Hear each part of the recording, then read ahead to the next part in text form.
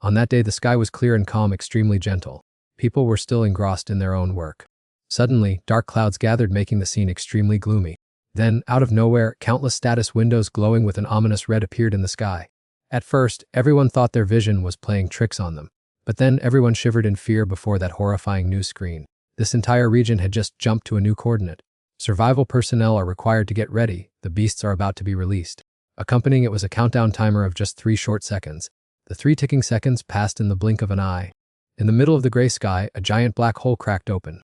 Emerging from that hole, a huge creature landed suddenly, leaving everyone gaping in shock.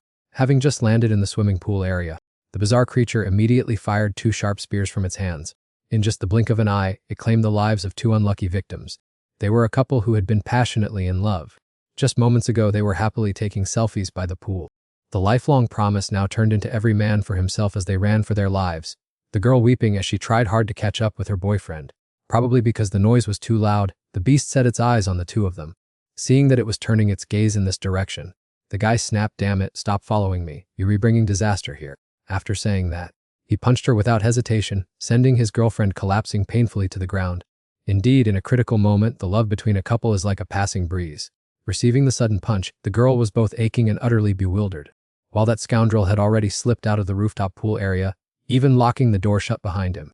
Shaking like a leaf, the girl collapsed on the ground. In the blink of an eye, the level 1 monster named Long-Spired Giant Demon had already loomed before her. The weapon in its hand was raised high and then ruthlessly plunged down. The muse was so terrified that her eyes widened, and she could only stand there watching the monster's cold, sharp weapon prepare to send her to heaven, just like the unfortunate couple before her. Fortunately, her ancestors must have been watching over her to help her escape, as a handsome guy suddenly fell from the sky, quickly grabbed her, and pulled her away at lightning speed. The timing was so perfect that the monster's powerful thrust could only pierce straight into the cold ground.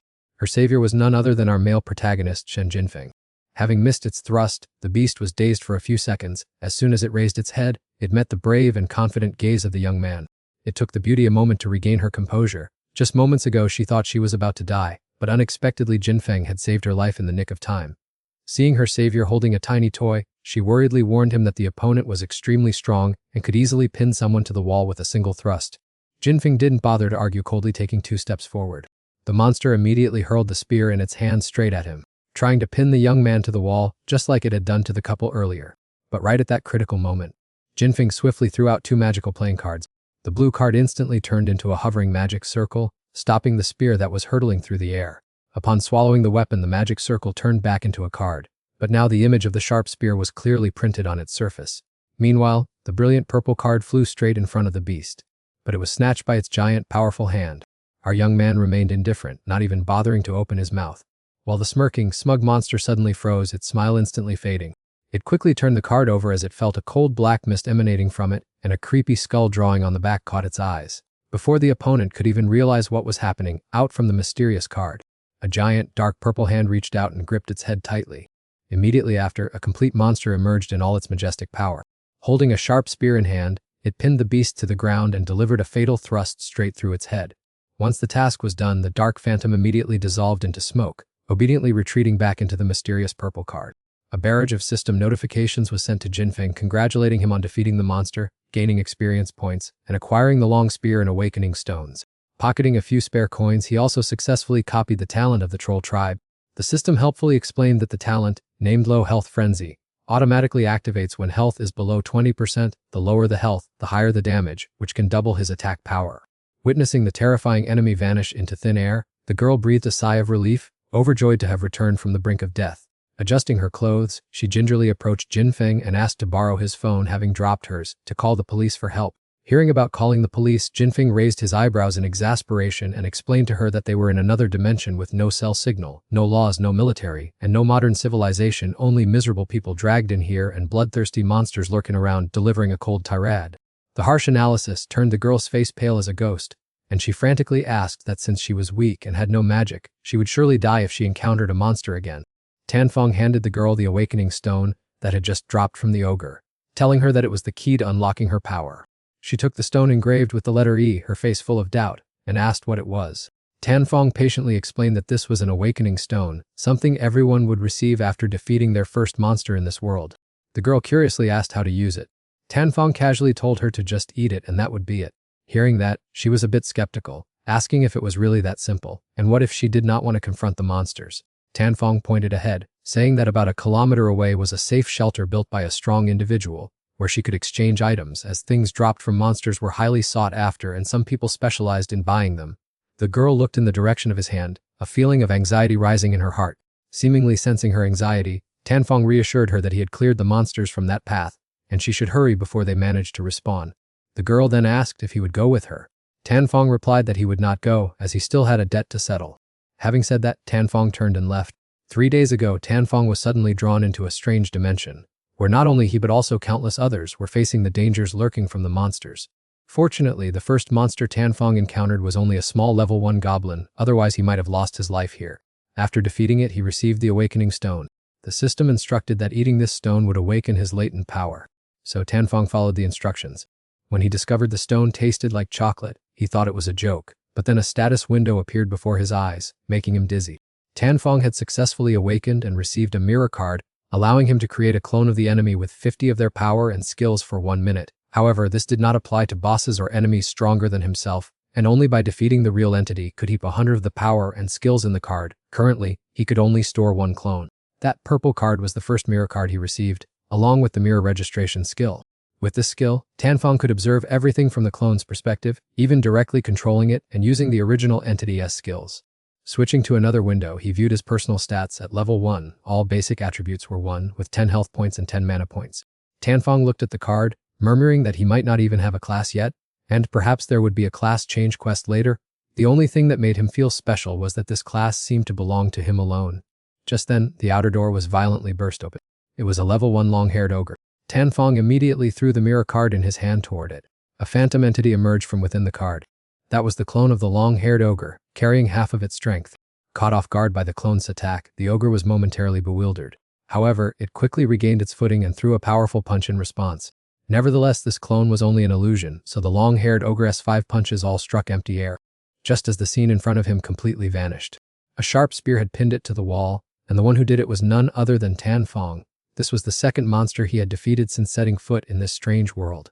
Tanfong gained a small amount of experience points and some loose change. Although he was a bit panicked at first, he quickly regained his composure, tightly clutching the mirror image card in his hand and whispering that, as long as he survived this realm, he would definitely catch that person. Meanwhile, thanks to his guidance, the girl at the pool had traveled a distance of 1 kilometer without encountering any monsters, and a safe shelter appeared before her eyes. Her hand still tightly gripped the awakening stone as she suddenly realized she had been so panicked that she completely forgot to thank him. He had just saved her life and given her such a valuable item, yet she hadn't managed to say a single word of thanks. Next time we meet, I must thank him properly, she told herself, but unfortunately, that next opportunity would never come. Because just a split second later she was hit and sent flying by an oncoming truck, the powerful head-on collision launching her body into the air. She then crashed heavily onto the sidewalk a short distance away, her entire body aching and exhausted with blood from her head streaming continuously from her eyes, nose, and mouth. She desperately wanted to live, since she had clearly just found a ray of hope. With her mind racing, she weakly cried out for someone to save her, and the person who approached was none other than the driver who had caused the accident. However, instead of lending a helping hand, he casually threw the empty liquor bottle he was holding onto the ground. Then he snatched the awakening stone from her hand, revved his engine, and sped away. As he drove off to escape, he laughed with extreme excitement. This is absolutely amazing. This world really is a paradise. Even if I drive drunk cause an accident and run away, I don't have to face any consequences at all. Gloating as he held his new treasure, feeling utterly ecstatic, haha, the man named Triu Long, who was a worthless nobody in the old world, had become even crazier after being thrown in here, grinning from ear to ear after hitting the girl and robbing her. Switching to a completely different turn of events. A little girl had just been dragged into this strange realm. The little girl kept calling out for her mother repeatedly, but she had no way of reaching her, only to be suddenly ambushed by a giant demon that rushed out at her. Standing before that massive monster, the little girl was completely helpless, unable to put up even the slightest resistance. Fortunately, at that critical moment, a figure rushed forward and shouted loudly, "Kid, duck down quickly." While signaling the girl to crouch down, the man named Leifei, who had just appeared, continuously fired rounds from the long spear in his hand. As for the giant demon, it could not withstand the intense firepower, and its massive body quickly turned into a pile of mush. After receiving the notification of a successful monster defeat and a generous reward, Leifei cautiously stepped closer to inspect the creature lying motionless on the ground, muttering about its insane durability, saying that while a chubby human would be on the verge of death after taking 1 or 2 bullets, This beast had to take a whole magazine before finally going down. Realizing that this man meant well, the little girl quietly followed closely behind him. Mr. I can teach him to call my mom. Lei Fei scratched his head in confusion, not knowing how to explain it so the little girl would understand, so he had to bend down and gently soothe her, saying, "Don't worry, kiddo, there's no phone signal here. I'll take you to find your mother in a bit." The promise had just left his mouth. Suddenly, an arrow tore through the wind and rushed straight at them. Lei Fei, quick as lightning, pulled the little girl to hide behind a stone pillar, not forgetting to whisper careful instructions to her. "You just hide quietly here. That monstrous arrow can pierce this thick concrete pillar," and the little girl obediently nodded immediately. Immediately after that, Lei Fei threw a grenade out. Actually, this was a high-level smoke screen technique. It cost a little energy to double the density, helping to blind the enemy more effectively. The giant archer immediately fell into the middle of the gray cloud. It stopped dead in its tracks, but its eyes remained locked onto the empty space ahead. A blink of an eye later, a bullet tore through the fog and flew straight toward the target. However, this monster was no pushover. It ducked down faster than the speed of the flying bullet. Consequently, Lei Fei's shot helplessly embedded itself into the pillar behind it. To reciprocate, the archer shot an arrow back. Fortunately, that shot missed. By using his obstacle-penetrating vision skill and consuming some energy, he easily located the opponent hiding behind the smoke screen to pull the trigger accurately. Nonetheless, he was still astonished to see that superb monster dodge a close-range bullet and counterattack in a flash. Out of options, Lei Fei was forced to activate the silent movement technique, accepting the depletion of his abundant internal energy to move smoothly without making any sound. He immediately slipped to another spot while simultaneously casting the target lock-on skill to prepare for an attack. Although this ultimate technique consumed a fair amount of energy, it allowed the bullet to automatically curve and pursue the opponent if they tried to dodge. Lei Fei then fired a continuous volley of bullets. Thanks to its extraordinary agility, the quick monster still tried its best to flip and dodge. It brilliantly avoided all 4 consecutive shots from him. But right when it landed after that divine jump, it had the bad luck of stepping right on a pre-existing homing mine. This time there was absolutely no escape for it. A resounding boom echoed. The system immediately announced that Lei Fei had defeated the target, rewarding him with bonus experience points and a new weapon. He let out a sigh of relief. The deceptive play just now had completely drained his energy, but this result was more than perfect. Only now did Lei Fei call quietly to the little girl, telling her, "Let's go, kiddo, it's temporarily safe around here." In reality, he was completely out of combat strength and urgently needed to find a quiet place to recover. Unexpectedly, at that very moment, a powerful beam of light from a headlight swept straight over him. Out of nowhere, a car slowly rolled up. If Lei Fei had simply dodged, the little girl standing behind him would have been finished, as she would have definitely taken the full force of the impact. So in the blink of an eye, Lei Fei decided to take a huge gamble, using his own small body to block the crazed vehicle hurtling toward them. Lei Fei's brave block caused the steering wheel to veer slightly, helping the child escape by a hair's breadth. However, the four-wheeler still crashed straight into the wall. As for the brave Lei Fei at the front of the car, he took a devastatingly direct hit. The driver was none other than the despicable Lalagam. He stepped down, looked down on the dying Lei Fei in a pool of blood, and laughed hysterically, mocking the pretend hero as a massive fool. Having ended up in this godforsaken place, yet his mind was still fantasizing about being a knight saving the world. "Take all of my belongings, just please spare the child's life," Lei Fei whimpered, begging with his last breath. "Make yourself comfortable, I only like looting, it's not like I am a lawless scoundrel without principles," Altan laughed and replied. Having said that, he immediately drew a dagger and dealt the victim an additional fatal blow. Just after the stabbing, his ears caught the sound of heavy thumping footsteps running nearby. Looking back, it turned out that the child was running away for dear life. That cold-blooded beast had no intention of letting the little prey go simply because in this chaotic place, who needs morality? Even if he sent a child to their grave, the law here would never be able to catch him. So Altan immediately activated his special skill of vehicle manipulation. After consuming a bit of mana, he was able to easily control the few cars parked scattered around the vicinity. A nearby car was instantly subjected to Altan's control. It revved its engine and sped straight toward the kid, then it crashed into the wall with a powerful bang. That pervert even craved to see the bloody scene with his own eyes, so he slowly made his way closer to take a look. However, the moment he poked his head in, all that met his eyes was the crumpled scrap metal of the car's front, while the child's figure had vanished without a trace, leaving Lurinjihem utterly bewildered, wondering how she could be gone when he had clearly seen her get hit, or if this brat had somehow just awakened some power. Right at that moment, a hair-raising killing intent accompanied by an overwhelming source of energy suddenly appeared right behind his neck. Startled, Alidhem whipped around and discovered the child from earlier standing tall right at the entrance of the parking garage. The terrifying highlight was that right next to the little girl was the level 2 phantom of a giant spear-wielding ancient demonic beast. And when he saw Tenfang abruptly appear right next to it, Alindrikum grew even more terrified, stammering to ask what on earth that thing was and who he was. At this point, Tenfang had risen to level 2 and all of his basic attributes were doubled. This despicable man was the target Tin Fong needed to settle scores with, the grudge between them having started 4 months ago. At that time, Shen Jinfeng's cousin Shen Yanning was on her familiar route back home. Holding the steering wheel with one hand, she wore her earphones to answer the ringing call from her younger cousin, who asked if she was coming home soon so he could set out the food. She said she was too exhausted from working overtime and told Xiao Feng to eat first, but he complained that today was his birthday. Unfortunately, the line suddenly went dead before he could finish nagging. The earphone slipped out of her ear. Her two-wheeled steed instantly turned into a pile of crushed scrap metal. Yanning's fragile body was thrown high into the air, then landed with a devastating impact. The villain who brought her to this tragic state was the driver of a bright red luxury car. Having just rammed into her, that car stopped for a few seconds, then callously reversed its wheels, intentionally pressing down on the accelerator to run directly over her body. "Sister, I just heard a huge crash, are you alright?" Jinfeng screamed repeatedly in vain on the other end. But in the next split second, Yanning's poor earphone was crushed to pieces by the wheels. In the blink of an eye, 3 months passed, and the court of justice was held. But ridiculously, the defendant Yo Liangxin was acquitted thanks to the mental illness pass at the time of the incident, even though his drunk driving had unjustly stolen Yanning's life. The judge dismissed all charges from the prosecution, resulting in this madman's spectacular escape from punishment, leaving only his father Yao Xuan to bear civil damages for neglecting his guardianship duties. Hearing the favorable verdict, the killer sitting in the defendant's dock burst into a smug giggle. On the other hand, Jinfeng was trembling with rage at this farce. How could someone get drunk, ram into a person, and then deliberately reverse and run them over multiple times, only to be completely acquitted just by flashing a mental illness card? Yao Xuan, the killer's father, even put on a triumphant look, stepping forward to offer hypocritical words of comfort. "Hey young man, loosen up a bit. After all, your sister only lost her life, while our Yao family has to pay a heap of our hard-earned money." At that moment, Jinfeng was so choked with resentment that he wanted to explode but was helpless. Little did he expect that a twist of fate would drag both him and that butcher into this world, allowing him to exact a bloody and fair revenge. Now, standing before Yao Liangxin, who was shivering with fear, Jinfeng did not hesitate in the slightest, immediately ordering his mirror clone to send him to his grave.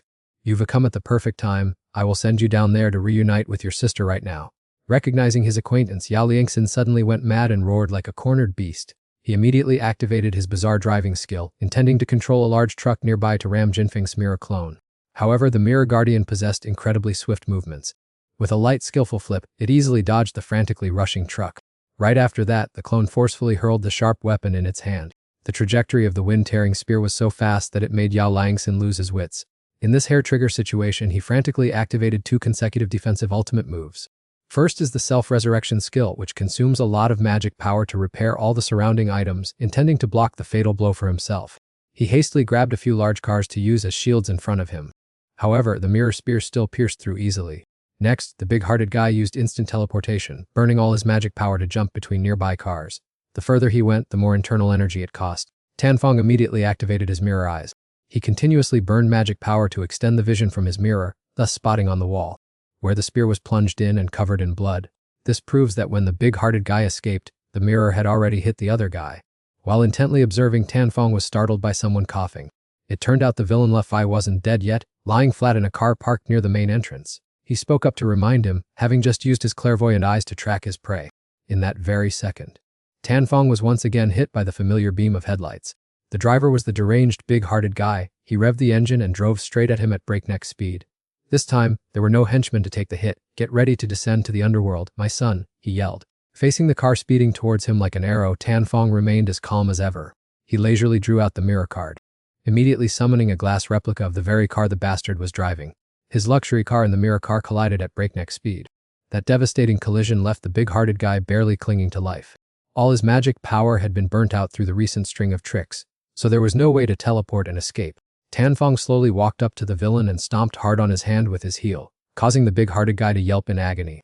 His screams only fueled Tanfong's bloodlust further. "Didn't you like crashing into people with cars? Can't handle a little pain like this, can you?" Sensing the extreme danger, the big-hearted guy resorted to stalling for time to recover his depleted internal energy. He hastily shouted all sorts of threats. "You can lay a hand on me. My father is also present in this realm. He has a bunch of subordinates who are all top-tier experts. If you dare to touch me, my father will surely exterminate your entire clan." "Oh really?" Tanfong spat out a few indifferent words. Then, he leaped high into the air, making way for the phantom car behind him to surge forward. That vehicle naturally lunged to crush the big-hearted guy writhing on the ground.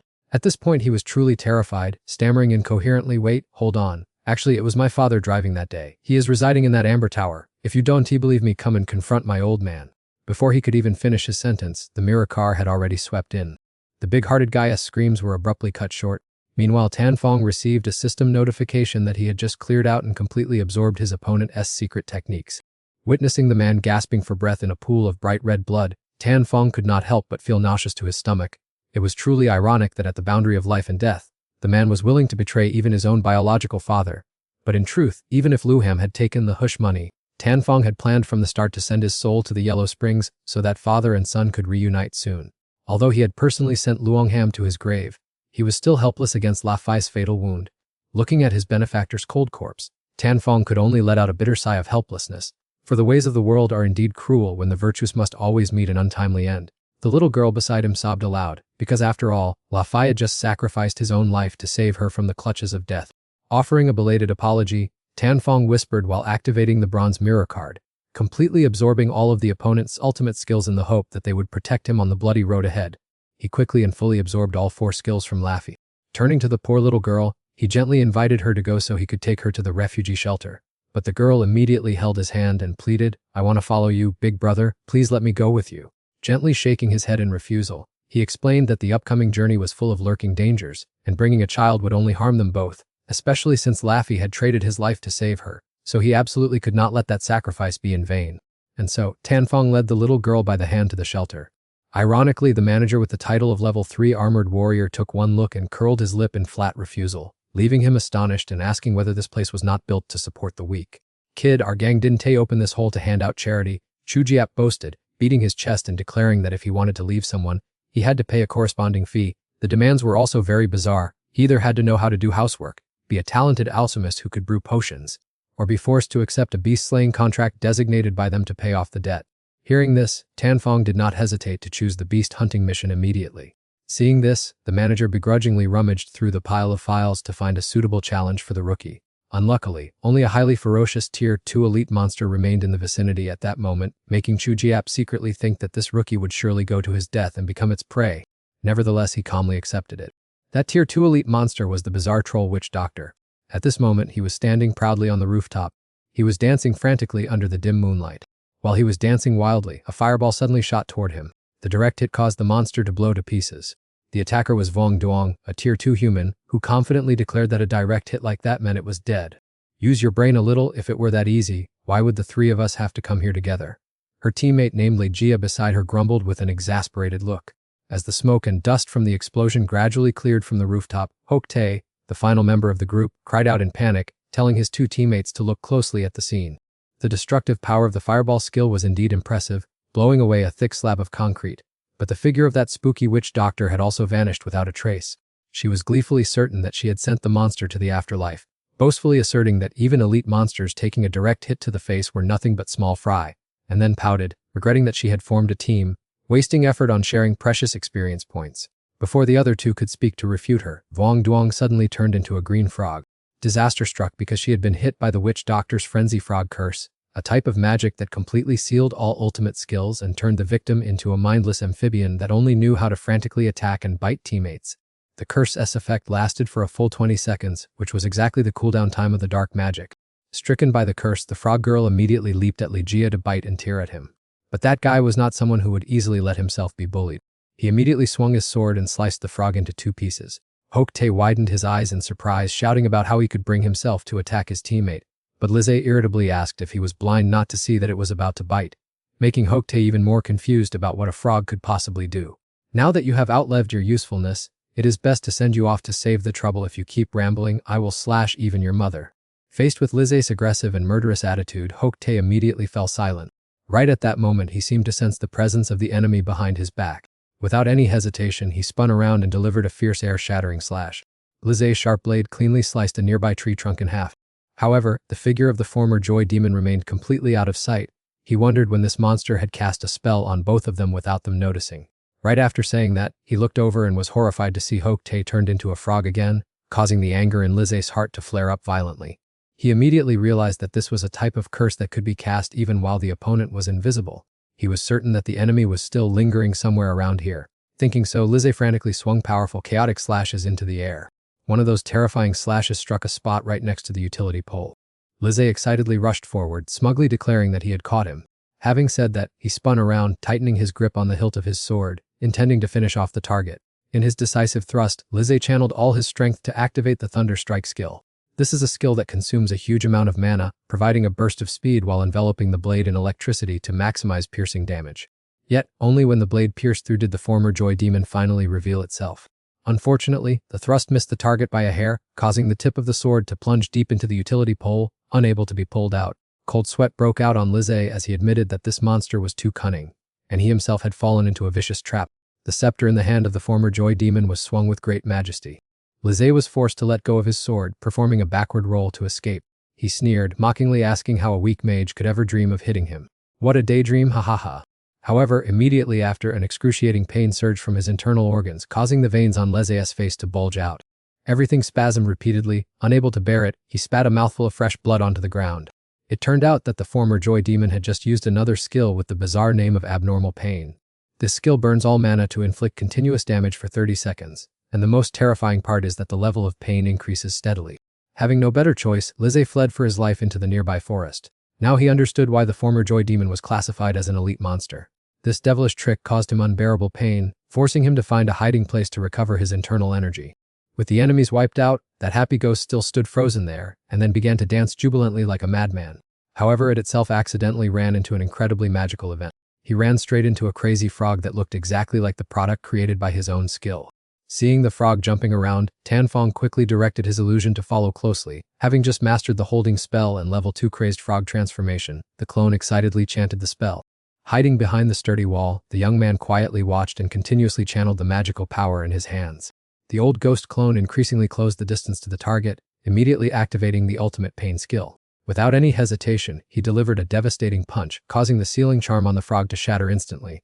Seeing this, Tanfong was astonished to realize that the crazed frog transformation magic was not hard crowd control. It could be undone simply by taking damage. The cheerful ghost immediately swung his arms to retaliate fiercely. He unleashed a combo of the ultimate pain skill along with a protective magic shield. He activated his guardian shield to gradually consume energy to mitigate the enemy's attacks, while simultaneously throwing another strike of ultimate pain. Both sides, fully clad in protective armor, rushed into a highly intense duel, with no clear winner yet. An overwhelming murderous intent radiated from the battlefield, as if trying to crush every living creature in the area. In a nearby corner, Lion Zai witnessed the entire scene and shivered, wondering what kind of extraordinary genius dared to fight head-on against such an elite super monster. Meanwhile, Tanfong calmly calculated his current stats had not received many magic power points yet, while the clone only inherited about 30% of the magic power and half of the maximum health. Therefore, his illusion would definitely have its shield shattered early and perish first, forcing him to cast his skill at the most critical moment. Without a moment's hesitation, he focused on the battle. The old ghost illusion rushed forward to smash through the opponent's defense, and the ultimate pain strike dealt massive damage, shattering the protective shield. The system sound rang out, signaling that you have activated the telekinetic curse, using mana to knock the enemy far away, inflicting a curse every 2 seconds and continuously dealing random impacts to nearby opponents for 6 seconds. Taking the full force of this sudden blow, the monster had no way to react in time. His entire body was blown far back, crashing hard into the stone wall behind him. The cheerful ghost quickly leaped to execute massive jumps to close the distance. He glanced at the old ghost clone and laughed with delight, as the happy ghost illusion's health was completely depleted. The system messages flashed rapidly. The ultimate pain strike delivered its final blow and then disappeared, and the happy enemy's health bar had hit rock bottom. For this battle, he decided to finish it cleanly with a powerful telekinetic curse. Witnessing this critical moment, Tanfong cheered softly in excitement. The opportunity had come. He tightly held the clone summoning card in his hand, as the screen flashed a red warning that the maximum summoning limit was only 1 instance. Just a fraction of a second later, the old ghost illusion immediately resurrected, standing tall. A surprise move shot forward, carrying the furious green frog curse. Before the happy ghost could recover, he turned into a harmless frog, while the old clone vanished, and the target officially joined the amphibian army with an extended transformation duration. However, Tanfong wouldn't let it return to its original form so easily. A precise, fatal thrust sent the happy ghost logging out of the world forever. The victory bell rang out. The happy cursed spirit has fallen. Your experience points soared to help you level up to 3, earning a heap of money and a low-grade magic gem. He muttered in satisfaction. Luckily, he had realized early on that there was something strange about the final jump, so he changed his move just in time before failing, or else he would have been utterly beaten.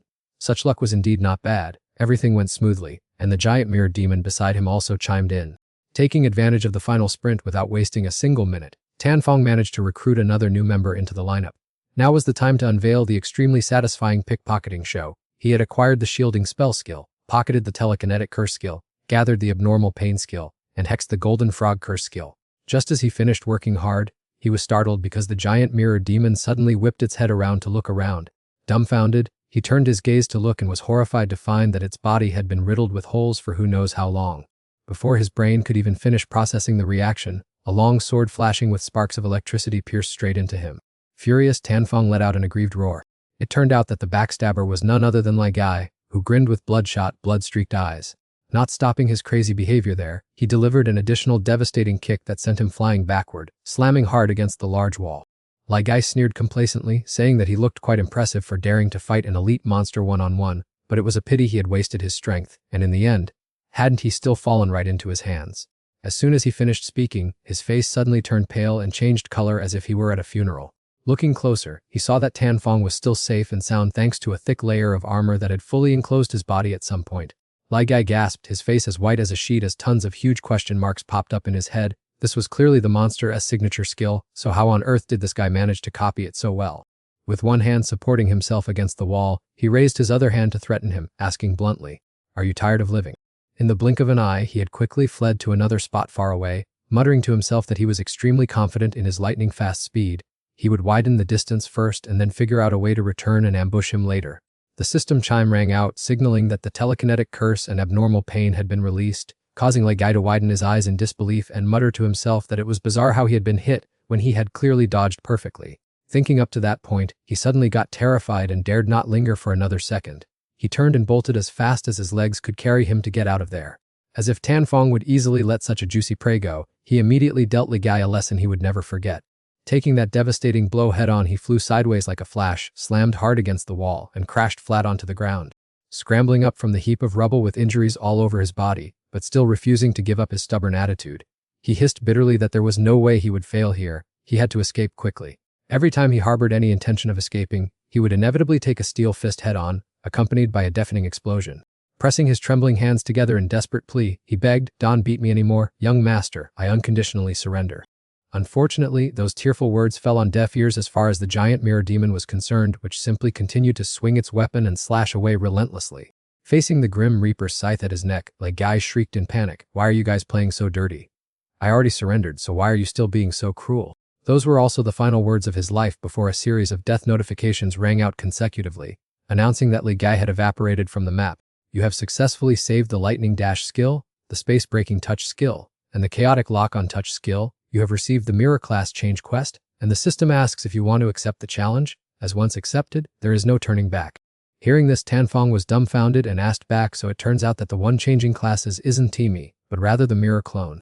The character stats popped up showing level 3 Shen Tanfong, combat power 3, speed 3, spirit 3, intelligence 3, endurance 3, P bar 30, and energy bar 30. As soon as he clicked the button to finalize and confirm the quest, Tanfong was instantly teleported to another land. Before his eyes was a desolate and cold skyscraper, with floors piled on top of each other, identical to one another as if cast from the same mold. The system announces, "Congratulations, you have just acquired the introductory stealth skill. Full body invisibility consumes mana steadily, dazzling opponents so they cannot recognize you even when standing right next to you. Whether standing in front or behind, just stopping your hands for 6 seconds will slip you back into the air. You also pocket a basic assassination skill of backstabbing, dealing triple damage while invisible, and 5 times damage normally, in addition to unlocking the mirror space login skill. You can freely control the mirror clone after connecting. Not only can it smoothly use all class ultimate skills, but it can also handle all introductory skills. But be careful, otherwise all your class skills will be locked when performing special quests like class advancement. Please choose a portal to begin your journey to another world." After reading the prompt, Tanfong casually pushed open a path, deciding to choose the leftmost door to make it quick. A horrifying stream of demonic energy billowed out from within, but our young man was not flustered at all. The moment he stepped across the boundary, the door slammed shut with a loud bang. Suddenly, a ghostly hand appeared, grabbed the door latch, and twisted it hard. The white-haired guy slowly cracked the door open to peek at the situation inside. His face was visibly gleeful, with his mouth grinning from ear to ear. The camera angle shifted. Behind the door was a landscape covered in pure, smooth white snow. Demons and monsters wriggled everywhere. That pure white creature with the proudly raised long horn is a level 3 snow monster. Its dazed eyes scanned beneath the tree for a while, but in the end, it couldn't sniff out anything. After standing hesitantly for a moment, the snow monster finally shuffled and turned to walk away. Waiting for the target to move further away, strange floating patches of snow suddenly appeared right next to the tree trunk. It turned out Tanfong had been sitting there all along, connected to the magic mirror image. No wonder he called it a useless invisibility. Not only did it drain all his mana, but if he stayed too long, the snow covering him would expose his whereabouts like this. Thinking of this, he bent down and scooped up a handful of freezing cold snow. Then, Tanfong threw it with a whoosh, hitting the snow monster lingering nearby dead on. Detecting an anomaly, it spun around angrily, growling loudly and rushing over as fast as the wind. He calmly hid behind the large wooden trunk and leisurely counted down 3, 2, 1. The snow monster rushed up aggressively, raised its fist, and poked its head around to look. Unfortunately, just like before, it didn't see a trace of anyone there. While it was dazed and confused, its throat suddenly throbbed with pain and crimson blood sprayed out. Tanfong had closed in long ago, unleashing a critical blow that left the snow monster no time to react. Its massive body immediately crashed to the ground, lying motionless. Not just one. Using this very method, he sent the entire pack of snow monsters to the afterlife, leaving their corpses scattered everywhere. The boy looked around and clicked his tongue smugly. It turns out it's an easy piece of cake. The detection range of these things is so stupid, a few preemptive strikes are enough to send them to their ancestors. It didn't stop there. Tanfong also picked up a strange item as the system's voice chimed to announce that he had successfully approached 10 monsters. The first phase of the Mirror Class Advancement quest is complete. You have gained a good amount of experience and received some great items. The Vanish skill, which makes you disappear from the enemy's sight, instantly activates stealth and removes most crowd control and effects with a 1-minute cooldown, and rewards including 3 basic health potions, 10 loaves of dry bread, and an assassin's blade which increases damage by 1, agility by 1, and has a chance to cause a bleed effect every 3 seconds for 9 seconds. Hearing this, you exclaim with joy, having finally obtained a great item. The system continues to announce that Phase 2 of the conquest has begun, and the current goal is to defeat the Snow King boss and his minions. In addition, you must ensure that the monsters do not get the chance to strike first. Your current personal skills have been disabled. Standing guard in front of a giant boulder are 2 level 3 elite snow monsters. Tanfong, hiding nearby, is silently calculating. The remaining number of monsters is small, so perhaps going deeper will lead to an encounter with the final boss. To Tanfong, these guards are no big deal. With just one surprise stab, he easily pierces through the snow monster's body, sending blood splattering everywhere. However, Tanfong feels that something is off. Why does it feel as though the blade has not pierced through completely?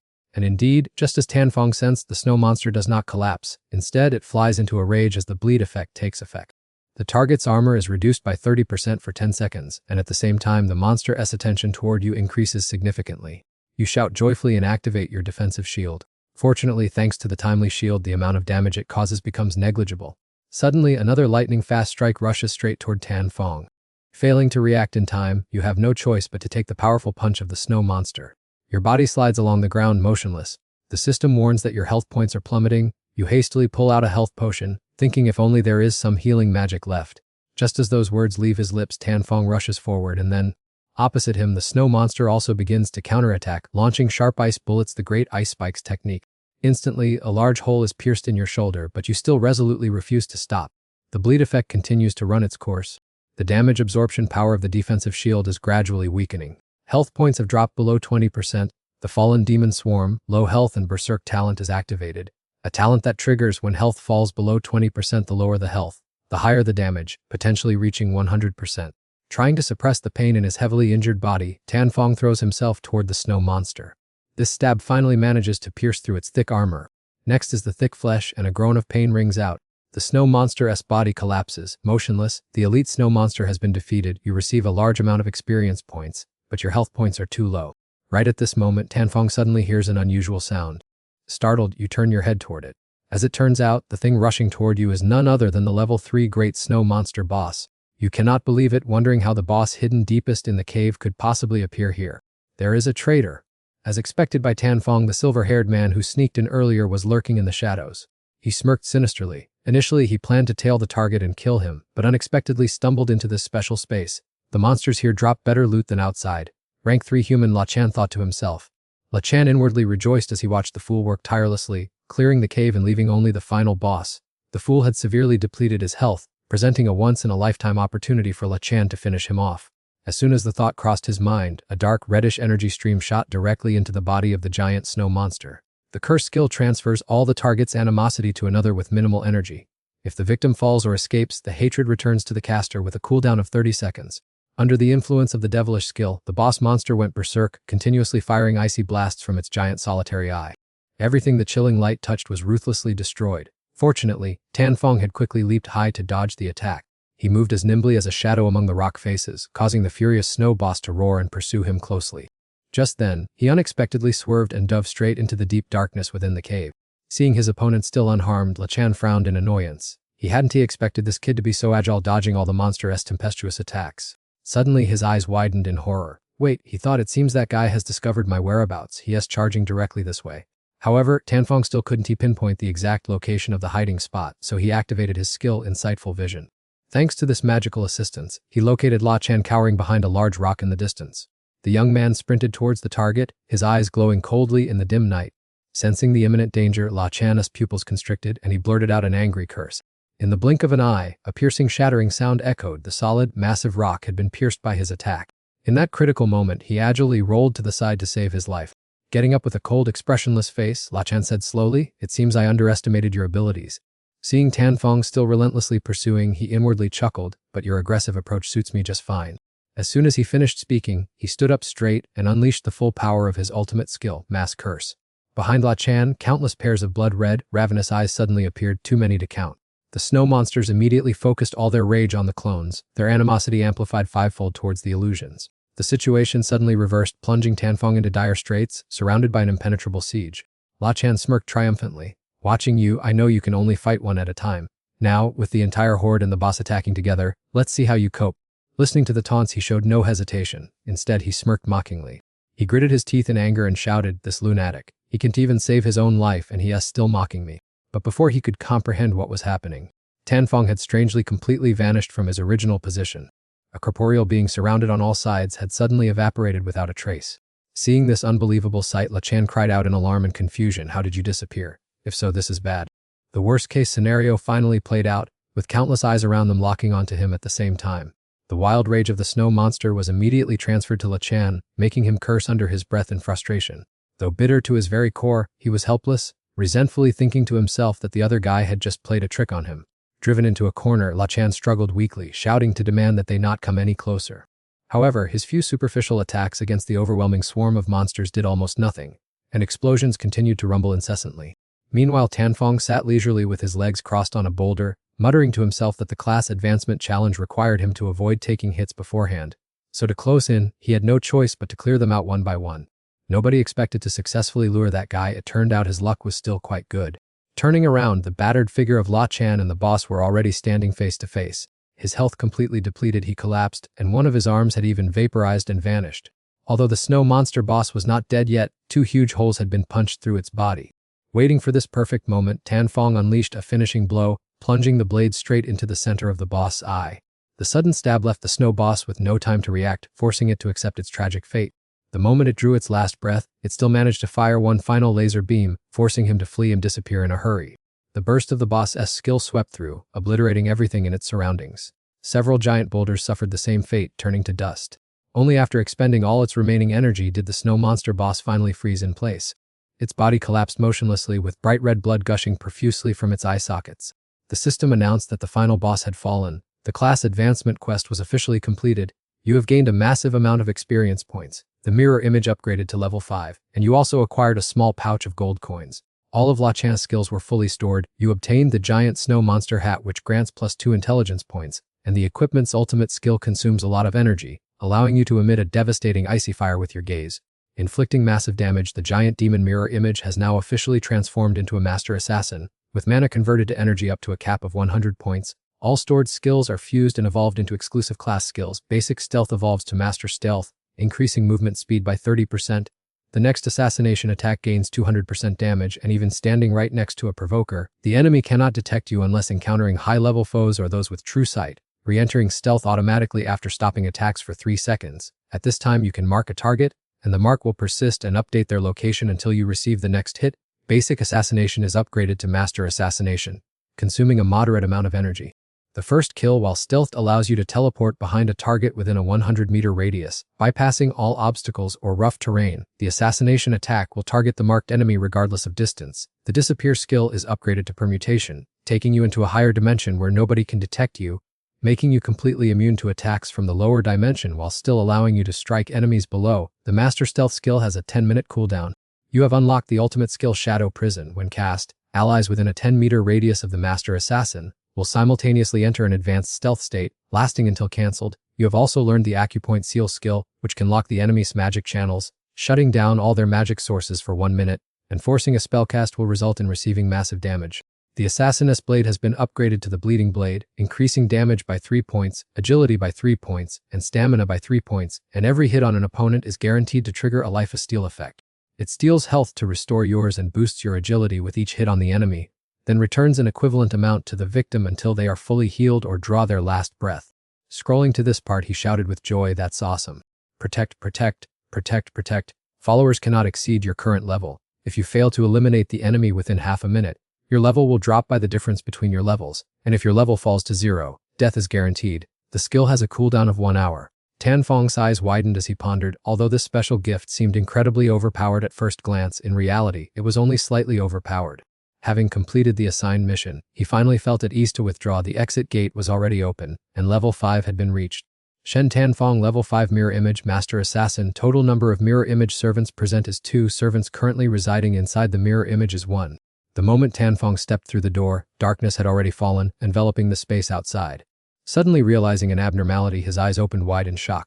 Right before his eyes, a column of black smoke billowed into the sky. He instantly realized it was in the direction of the refugee camp. At the same time, in this safe place, countless deep holes suddenly appeared on the white-covered ground.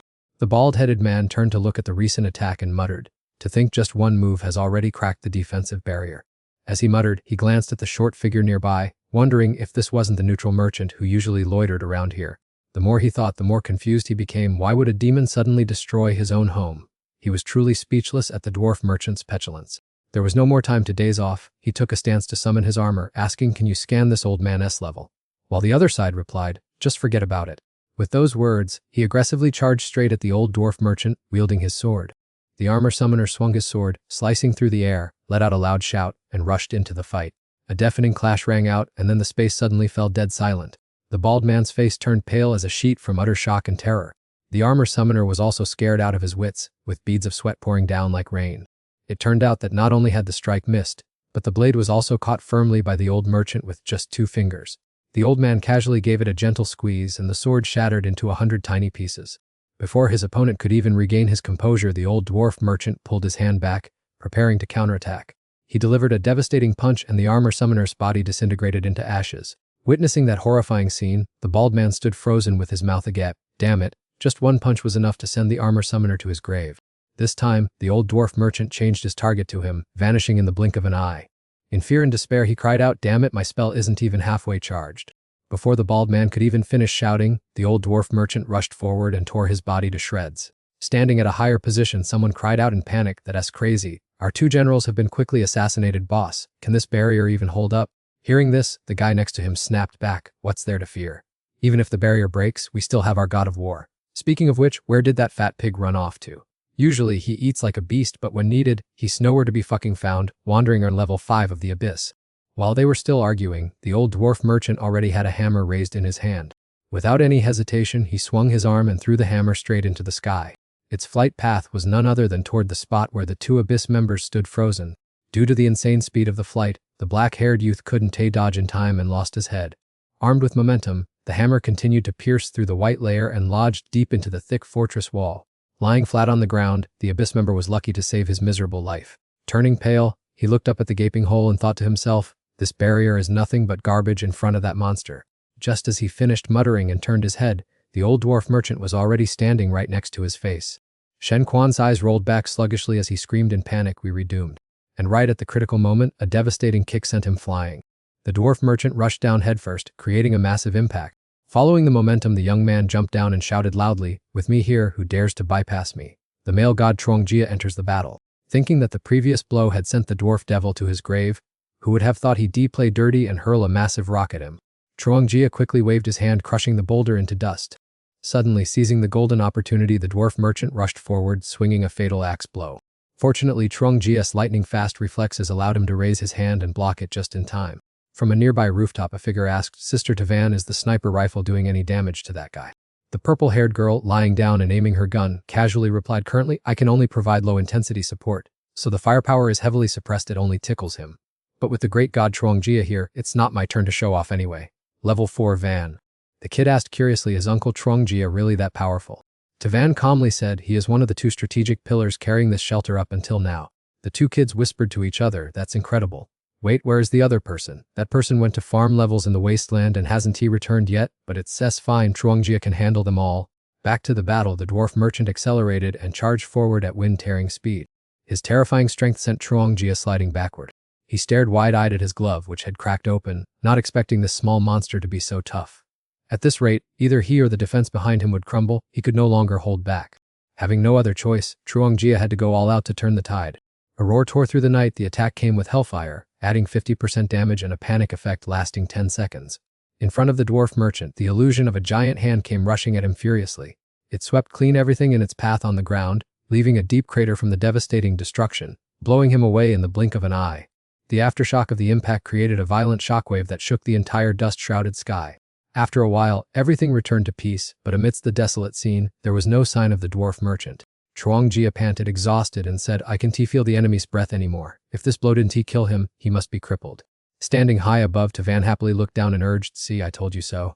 Both were certain that after taking that full blow, even gods would find it hard to survive. They were guaranteed to win this time. But joy was short-lived. A heart-stopping event occurred when a strange blue light suddenly flashed where he lay motionless. By some unknown magic, he slowly began to revive. That light grew brighter by the moment, leaving Chuangjia stunned and muttering to himself, what on earth is this? Just as he finished speaking, the light went out, accompanied by a soft sound. The dwarf merchant was not only completely healed but also many times more vigorous than before. Witnessing that terrifying moment, he cried out in helplessness, wondering how on earth that man could come back to life and be moving around like that. He took the full force of a devastating hammer blow, leaving even his teeth and hands shattered to pieces. He sent Zhangjia flying straight into the building through a hole in the barrier wall. Ziyun thought to herself in a panic, even Zhangjia lost. What are we going to do now? The dwarf merchant refused to let up, brandishing his hammer and unleashing a whirlwind hammer technique. Immediately, the weapon transformed into a roaring vortex swirling around the refugee apartment complex. In the blink of an eye, the entire protective barrier was completely obliterated, vanishing into a few specks of light. He stood still, scanning the interior thoroughly to see everything clearly. Without a moment's hesitation, now that the path was clear, he marched boldly inside. The hammer in the dwarf merchant's hand flashed with blindingly bright light.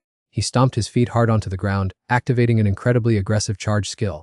Then, the ground suddenly cracked open as a streak of glowing red light shot up toward the building's rooftop. Sensing his plan, Ziyun turned and said, run quickly. I'll do my best to hold him back. To her dismay, it was already too late. He had appeared right above her head. She screamed in a panic, run fast, kids. The little girl started and whipped her head around. What caught her eye was the hammer swinging down like the Grim Reaper's scythe. At the critical moment, Ziyun desperately pulled the child to her chest, bracing her entire body. She squeezed her eyes shut, resigning herself to whatever fate had in store. However, after waiting without feeling any pain, Ziyun tentatively peeked through her eyes. By some miracle, the hammer suddenly jerked to a halt, hovering in midair as if someone had grabbed it. A familiar voice suddenly rang out, this is the psychokinesis curse. Before he could regain his composure, he was struck by a blow that sent him flying all the way back down to the ground. The dwarf merchant tumbled several times, looking utterly pathetic and helpless. It wasn't until he slammed his hammer into the ground that he finally managed to stop his slide. Misfortune never comes alone. He suddenly transformed into a green frog due to a hex spell. The final fatal blow was a sharp sword thrust that pierced straight through his chest. The attacker was none other than Tanfong, causing the target's health bar to steadily deplete. He thought to himself, he's really tough. Even after such a deep slash, he still has half his health remaining. Just like before, the dwarf merchant was healed automatically and his health points began to surge once again. Tanfong thought to himself, there must be someone secretly healing this old man around here. Left with no choice, he ordered his giant demon clone to capture the hidden healer, while he would take care of the old man, and the phantom nodded in obedience. With those words, the shadow immediately dissolved into nothingness without a trace. Having just been fully healed, the dwarf merchant rejuvenated and jumped up, wildly swinging his whirlwind hammer. Tanfong was no pushover either, activating his magical guardian wall in a flash. The moment the 1,000-pound hammer slammed against the shield, a deafening explosion echoed. The fragile shield began to overload, cracking heavily like a spider web, only to shatter into 100 pieces to the young man's absolute astonishment. Even if the shield broke, he wasn't someone to be easily bullied. Tanfong immediately cast an expanding protective barrier to turn the tables. The shockwave from the new skill knocked the dwarf back several meters. He had to scrape both hands on the ground to slow down his long slide. But in the blink of an eye, his figure was no longer there. Despite the wounds bleeding all over his body, the dwarf frantically rushed forward like a moth to a flame.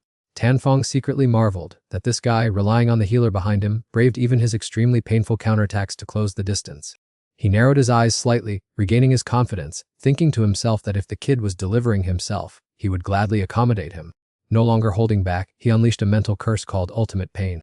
The heavy magical pressure forced the dwarf to his knees on the ground, his entire body trembling, unable to lift a single finger. Seizing the opportunity, Tanfong snatched his opponent's hammer and struck him down with a cursed hammer strike. The thunderous strike cracked the ground, sending dust swirling and rocks flying everywhere. Seeing the dwarf's health bar hit rock bottom, he knew his prey had fallen into the trap, and the healer hiding in the shadows would definitely have to show up to save him. Right on cue, from behind a dense ancient tree nearby, a girl began to mutter a recovery spell. Thai Tukai, a level 7 girl, was racking her brain to understand why her perfect plan fell apart when the muscular martial artist was defeated and where that interloper had come from. Putting the mess aside for a moment, she decided to fully heal her teammate, believing that no one could defeat this event boss. However, just as the magic gathered, a sudden sharp pain made her freeze. The healing light in her hand went out, leaving her bewildered as to why her healing skill had been interrupted midway. Before she could compose herself, a freezing cold blade from nothingness pressed against her slender neck. The night demon clone slowly materialized, terrifying her into blurting out whether it was a monster or a human. The shadow laughed coldly, warning her that her magic had been locked, and that stubbornly casting spells would only make her blow herself up. But Tukai was not so easily subdued. She shouted a loud challenge and prepared to unleash a mind control skill to force the opponent before her to commit suicide. Her hands began to flash with dangerously glowing green light. At that very moment, Tukai coughed up blood, her eyes rolling back. Her entire body convulsed violently as if about to explode from deep within her entrails. She writhed and struggled in agony on the ground, and the magic mirror immediately sent a signal reporting that the healer on this side had been subdued. At the same time, in Tanfong's area, the battle was still raging fiercely with continuous flashes of red light. However, the dwarf merchant was no match, getting beaten to a pulp, and the battle here was about to be decided. His health bar was gradually draining. It was indeed the perfect time to deliver the finishing blow to end his life. Just as the hammer was raised to strike down, a giant hand suddenly grabbed it tightly, preventing it from moving. His eyes widened in astonishment at the strange scene unfolding right before him. The dwarf merchant slowly transformed, radiating a glowing red magic power that tore through the gloomy night. Seeing this, she laughed gleefully. You guys think that taking out the healer means you can defeat a mega boss? Just wait and see your allies and this whole shelter turn to ashes. Hearing this, the magic mirror could only sigh in exasperation. This woman talked too much, and if it weren't for the master's orders, it would have finished her off already. After a spectacular transformation, the dwarf merchant now stood towering like a skyscraper. Tanfong snapped his head up and stared blankly. The mega boss indeed kept a trump card up his sleeve, with a long health bar that was tempting to look at, and the reason he hadn't used it earlier must have been a lack of combat resources. As soon as those words were spoken, the hammer in his hand also suddenly vanished. It had returned to its true master, accompanied by a terrifyingly enlarged size. Initially, the dwarf merchant had his back to the shelter, but now he lunged outward. Tanfong glanced over and instantly guessed the scheme. Taking such a strategic position, did he intend to commit suicide and take down the entire shelter with him? Sure enough, just as predicted, the dwarf merchant swung his hammer and roared his skill, colossal elephant mountain shattering hammer. Of course, he was not foolish enough to stand still and wait for death. The system announced that the experience points advance was successful. He had reached level 6 and activated Mirror 3. A hammer strike came crashing down, carrying a 1,000-pound pressure that took one's breath away. Countering it was an identical shadow of a hammer, both rushing at each other to create a fiery collision. The terrible shockwave from the explosion blew out all the window panes of the shelter. The massive ancient tree canopies also bent under the strain of the sweeping gale. Tukai quickly covered her face with her hands, thinking in panic, how could the boss's ultimate move be blocked so easily? Seeing that the previous attack failed, the dwarf merchant immediately followed up with another blow. Before the hammer could touch the ground, his figure vanished from sight in an instant. It turned out he had been tightly grabbed and pinned to the ground by Tanfong using his curse ability. He muttered that with a giant transformation, it was hard to completely suppress such a huge entity, but at least it was enough to hold him back from swinging his hammer. Taking advantage of that golden opportunity, he controlled his clone to rush forward and ambush the opponent from behind. Caught completely off guard, he took a fatal hammer blow straight to the head. The arduous battle finally came to an end, and the system announced that the puppet merchant had paid for his crimes. In addition to the predetermined experience and a decent amount of gold coins, the reflecting mirror would exist forever. Tanfong casually accepted the newly acquired card. Retaining this question mark boss indeed did not exceed his level limit, but such a formidable enemy would definitely be extremely overpowered after completing the class advancement quest. Standing not far away and observing the situation, Tukai could not hide her astonishment and exclaimed that it was truly unbelievable. Despite the obvious level gap, he had managed to solo such a formidable boss. He turned his head back, left a few words, and stepped into the mirror dimension. When she whipped around, Tanfong's figure had already vanished without a trace, nowhere to be seen. Meanwhile, in the giant demon's mirror reflection area, he had now officially stepped inside. Immediately after, Tanfong slowly moved toward Tuka's position. Feeling the dangerous aura brushing past, she panicked and thought to herself, "Oh no, he will definitely catch me next. I'd better get out of here quickly." Her hand twitched slightly. Her mana had recovered quite a bit, so she had to strike immediately while the opponent was distracted. With that in mind, Tuka suddenly stood up and shouted, activating the mind control skill. As soon as the words left her mouth, Tanfong, like someone who had lost his soul, took his weapon and ended his own life. He acted extremely decisively without a moment's hesitation, fresh blood splattering everywhere. Seeing her scheme succeed flawlessly, Tukai laughed triumphantly, turned around and fled, thinking, so what if you defeated the boss? In the end, didn't you still fall into my trap? You're still too knave, kiddo. However, she completely overlooked the detail that his fingers were still twitching. She kept running headlong deep into the jungle scene without daring to look back.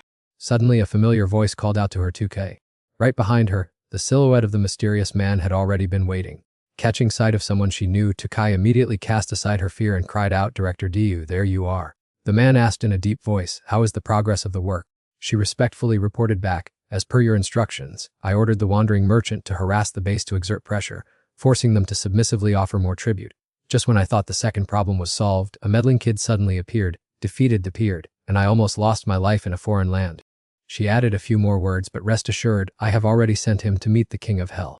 Director Dio kept a blank expression and asked back, "What do you mean by increasing the tribute? What is your point?" Hearing this, Tuka stood dumbfounded and stammered, "Oh, Director Dio, how could you forget so quickly? Didn't you yourself force the commoners in the controlled zone to regularly contribute resources and combat equipment? Lately, the people in the shelter have been procrastinating and refusing to pay, which is why you sent me to teach them a lesson." His eyes flashed with a sharp light as he questioned, "How did you just address me? Why didn't you call me directly by my real name?" Hearing this, her face went blank with utter confusion. "Director Dio, are you feeling unwell today? Why are you speaking so unclearly? Ever since you took over this seat, you've been the company director, so we just call you that out of habit. We wouldn't dare call you by your real name, Tian."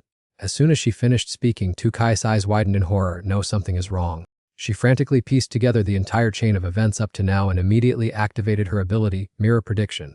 The system confirmed that the opponent's mirror skill, Mind Control, had been stolen and successfully cast on Tukai herself. Thanks to that unique technique, everything she had witnessed so far was merely an illusion conjured up by her own mind.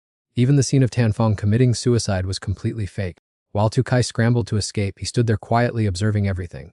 Returning to reality, she snapped her head up to look at Tanfong, realizing she had fallen into his trap long ago and been hit by the mental dominion skill, proving that she had brought it all upon herself. Not even bothering to open his mouth to reply, he only glanced down indifferently with a look of utter contempt. Tukai struggled frantically and screamed, "You bastard, how dare you trick me? Die, mental dominion." Instantly, a lightning-fast slash sliced through the air. Before she could even realize what was happening, she had already died. The ancient demon mirror image stepped forward and said regretfully, "You acted too quickly, so there was no time to extract information on where Diutain is hiding." The system announced that Daituke had been vaporized, and the experience points for both him and the mirror image had increased significantly. Tanfong calmly interrupted, "What's the rush? Once we turn her into a mirror image, the truth will come out eventually." No sooner said than done, he immediately threw out a strange card. Tuka's soulless corpse was quickly sucked inside by the pulling force. In the blink of an eye, she transformed from the card into a true mirror image. A perfect mirror image entity slowly stepped out. Level 6 mirror image servant that. Switching scenes to the refuge, the area was now quiet and there were no longer any threats. Everyone had found their own private shelter. Only Livian still stood waiting patiently outside. As soon as she saw Tanfong return, the little girl excitedly held out her arms and called out, "Big brother." He smiled gently and replied, "Are you doing well? We meet again." The little girl replied politely, "Thank you for saving my life twice. After the meeting is over, I will reward you handsomely." Hearing this, he was taken aback and asked, "What meeting are you talking about?" Livian quickly explained, "Yes, the recent ambush caused heavy casualties. We lost quite a few breakers, especially the number 2 strategists, so they planned to gather and discuss the next plan of action." Just as the little girl described, a noisy argument was going on inside the tent. "I object to continuing to submit." The Mangayan angrily slapped the table, stood up abruptly and shouted, "It's because there are always saboteurs secretly opposing us in the team that our living environment is deteriorating day by day." Level 5 the Mangayan.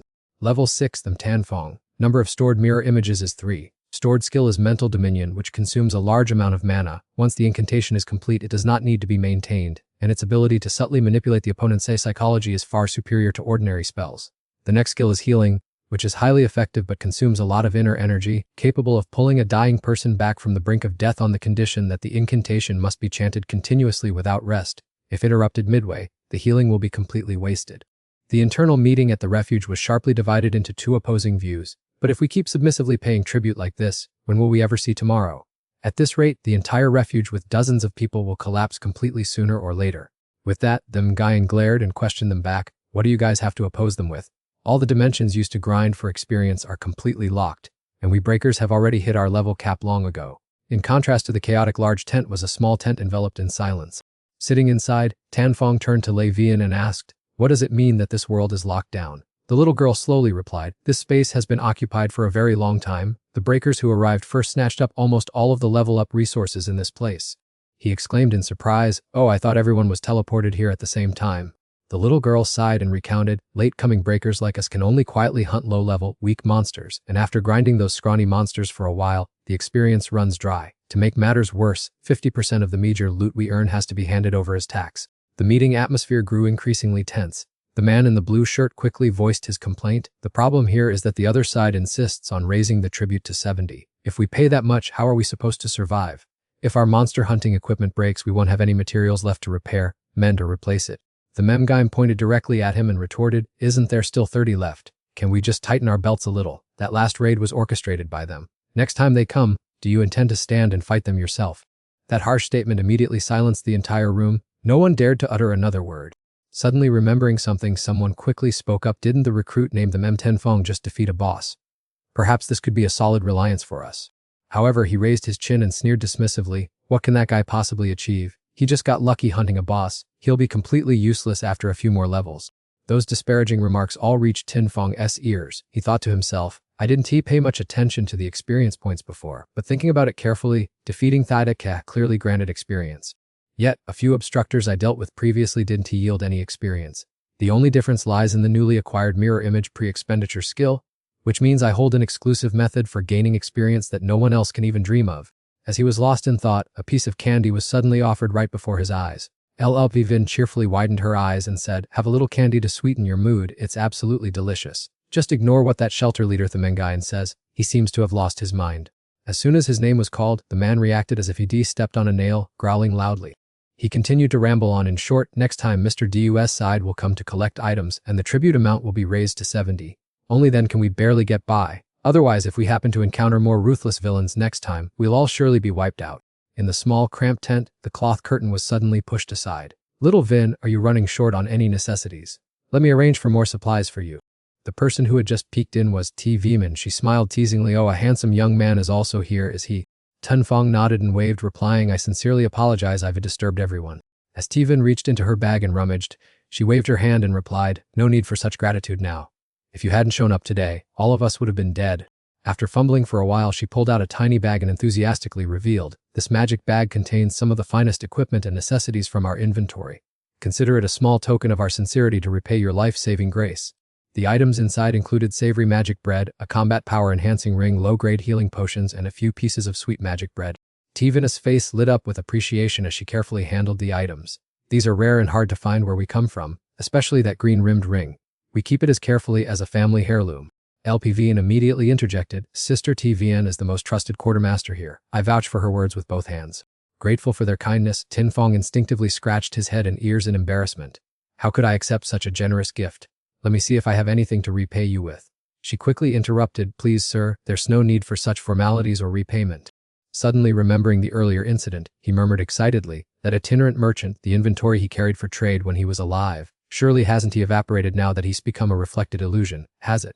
To confirm his suspicion, Tinfong shouted loudly for him to come out. "Show yourself quickly, old man." Instantly a surge of power was released. The atmosphere immediately became stifling, almost suffocating. Tivin gasped in awe. "Even though I witnessed it once out in the yard, facing him at such close proximity, that powerful aura still makes one tremble." The Memingayan, of course, also felt the pressure. His face twisted. This aura. Could it be that monsters have invaded? While everyone was grimacing in discomfort, Tinfong spoke up to chastise him. "What kind of show are you putting on? If you re-smart, retract that aura immediately." Only then did the short merchant retract his aura. "My apologies, this is my first time transforming into an illusion, so I got a bit excited." Tinfong then commanded, "Throw out some of your equipment here." The old man then reached in and pulled out a ring that emitted a pale blue light. Holding the item in her hand, Tivina's eyes widened in astonishment. "Wow, I've been drifting in this world for so long, and only now do I get to see a blue-grade item with my own eyes. The abundant magical power emanating from this thing is almost visible to the naked eye." Her eyes lit up as she praised, "To hunt down such a splendid treasure, Yuri, truly amazing." Tinfang calmly smirked in response, "You consider these mediocre items as top-tier treasures. Well, I still have a few more in my bag then." Countless high-quality items scattered from the goblin merchant, from a razor-sharp sword and a high-grade steel dagger to an emerald bracelet. This time, both Devan and Lai Vian were dazed. The pile of items they had struggled so hard to obtain could not even compare to his cheap street vendor wares. Just as the words were finished, a loud shout echoed from outside, claiming that the beast's evil energy was definitely emanating from this room. It turned out that Shen Yuan and his subordinates had tracked the trail of evil energy to this place. As soon as the leader ordered them to turn this tent upside down, his subordinates acknowledged the command in unison.